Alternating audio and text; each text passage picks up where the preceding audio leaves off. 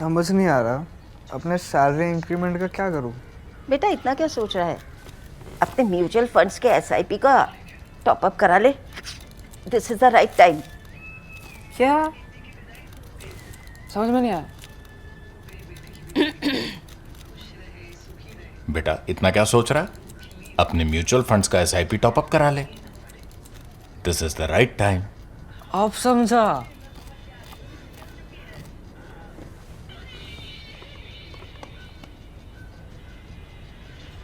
Mutual fund investments are subject to market risks. Read all scheme related documents carefully. In the last 2 days, Norway has featured hugely on the Indian prime time, but for the wrong reasons. Television and social media outrage over journalist Helle Lyng's condescending questions on trust, media optics, and a lot of performative thereon, all of that paid little attention to the substance of Prime Minister Modi's visit per se. Now, for the record, Norway was one of the 4 countries among Netherlands, Sweden, Norway, and Italy that Prime Minister visited in his recent Europe tour. Regarding Norway and the question controversy, a far more consequential story got lost in the noise, which is India's deepening strategic economic engagement with a country that sits outside of the European Union, yet commands one of the world's most influential pools of capital and the world's largest sovereign wealth fund. Norway is not merely another wealthy European country with staggeringly high per capita income of about 106,000 US dollars. It is a unique geopolitical and economic actor, an energy superpower with a population smaller than New Delhi, a state built through disciplined, transparent, and long-term economic planning with humongous wealth collected from its huge oil and gas exports, now raking in even bigger windfalls with supplies from Hormuz disrupted. Now, for India, which is simultaneously seeking capital, technology partnerships, energy cooperation, and long-term investment flows, Norway deserves far more serious attention than it did this time around. First, let me touch upon why Europe is not a monolith it is usually perceived as. So, Europe is not institutionally monolithic. Norway is not a member of the EU because its people do not wish to join the bloc. It sits outside the EU's political and economic architecture while remaining deeply integrated into European markets through the European Economic Area and the European Free Trade Association, or the EFTA. Now, this distinction is important because India's engagement with Norway then operates through a different framework than its negotiations with Brussels, as India continues to pursue free trade agreements with both sides. The India-EFTA Free Trade Agreement was signed in March 2024 and it has been strategically significant.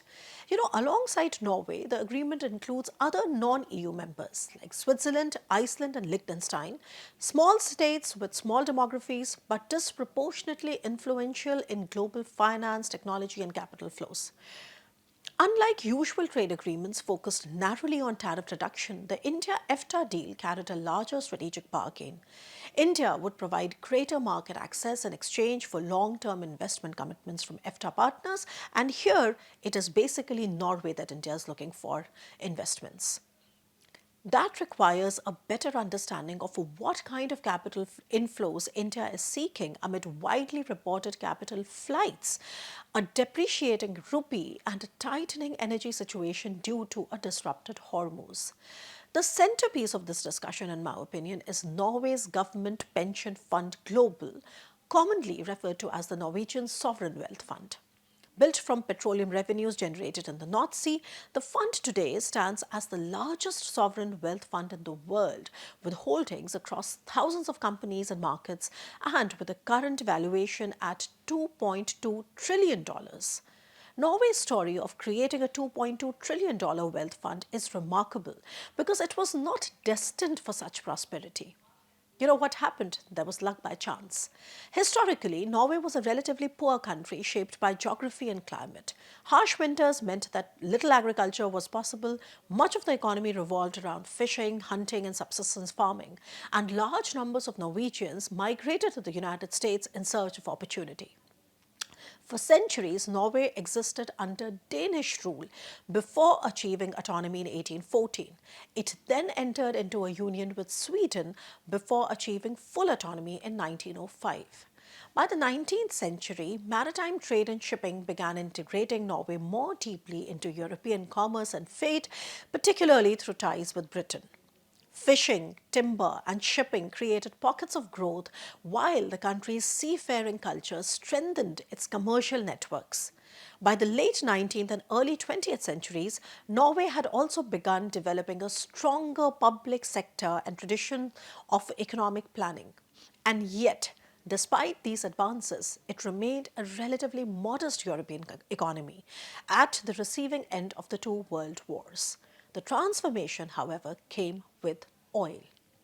In 1962, Phillips Petroleum approached the Norwegian authorities seeking permission for exploration in the North Sea continental shelf. And just as they were about to give up after years of exploration and looking for oil, they hit the jackpot in 1969 with discovering huge oil reserves. Commercial extraction began in 1971, and then there was no looking back. Unlike many oil-rich countries that fall prey to the oil curse, Norway approached petroleum discovery with remarkable strategic insight.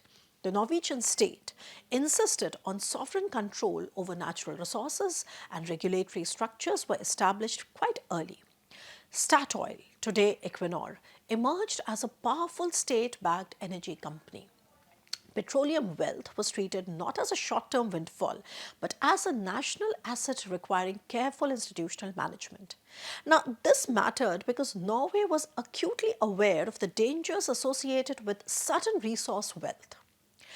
Economists had already identified the Dutch disease, an economic concept where a sudden, massive boom in one specific sector, typically natural resources, paradoxically causes the decline of other sectors like manufacturing or agriculture and ultimately create structural dependencies. Add to that the twin problem of the oil curse I just mentioned, where many oil-producing states become cautionary examples of corruption, inflation, institutional decay, and elite capture. Therefore, Norway chose a different path and, to its credit, did wonders. Oil revenues were systematically channeled into long-term public investment and eventually consolidated into the Sovereign Wealth Fund, created for the first time in 1996. Strict fiscal rules limited excessive domestic spending from petroleum income. A strong political consensus also emerged on intergenerational responsibility. And what is that? It's the idea that oil wealth belonged not merely to the present citizens but to future generations as well, and should therefore be used for their well-being.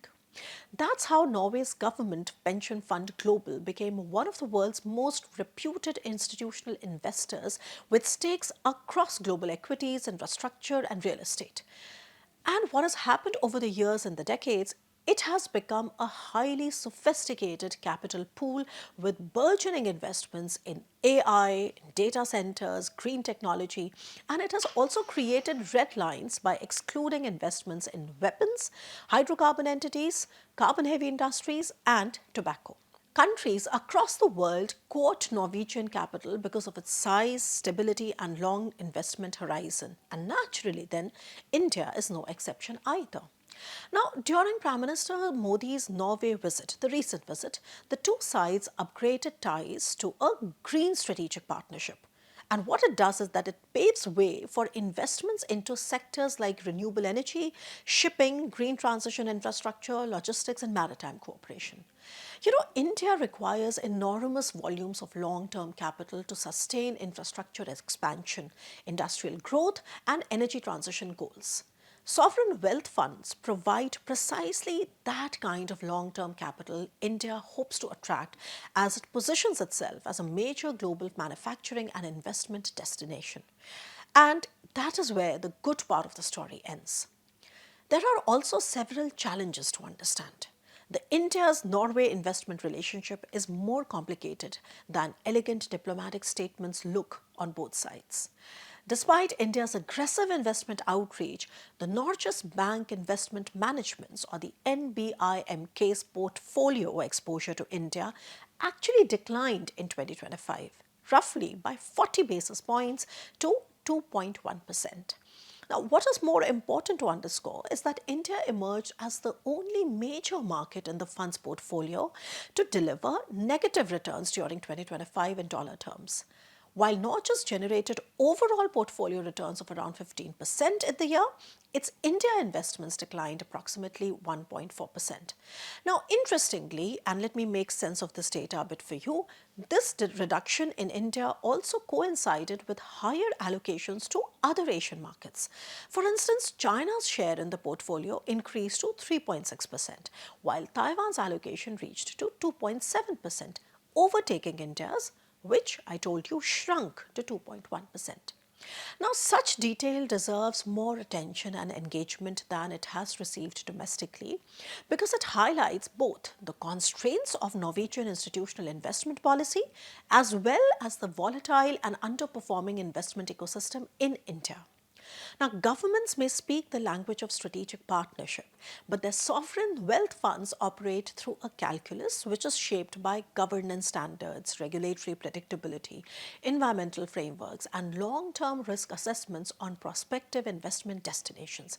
And another important point, the Norwegian Sovereign Wealth Fund does not function merely as a profit-maximizing entity. It operates through one of the world's most closely scrutinized ethical investment frameworks. Now, what does that mean? Companies can face observation or exclusion over concerns involving environmental damage, labor violations, corruption risks, or governance failures. Ethical investing is not peripheral to the Norwegian system. It is central to the legitimacy of the fund itself.